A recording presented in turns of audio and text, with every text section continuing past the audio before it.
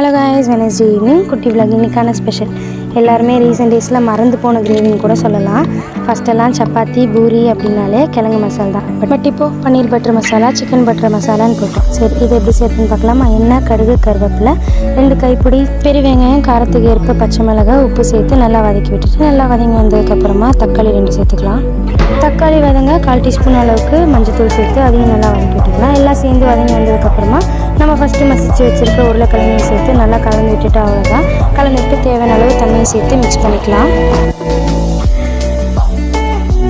நான் இந்த அளவுக்கு கன்சிஸ்டண்ட்டில் எடுத்திருக்கேன். அவ்வளோதான். லிட் போட்டு 5 மினிட்ஸ் வச்சிடலாம். 5 மினிட்ஸ்க்கு அப்புறமா திருப்பி லிட் ஓப்பன் பண்ணி ஒரு கைப்பிடி நிறைய கொத்தமல்லி சேர்த்து கிண்டிட்டு திருப்பி லிட் போட்டு சிம்மில் ஒரு 5 மினிட்ஸ் வச்சு ஆஃப் பண்ணால் அவ்வளோதான். சூப்பரான கிழங்கு மசாலா ரெடி. இதோட சூப்பர் காம்போவான பூரி கூட ட்ரை பண்ணியிருந்தேன். கண்டிப்பாக நீங்களும் ட்ரை பண்ணி பார்த்துட்டு கமெண்ட் பண்ணுங்கள். பாய்.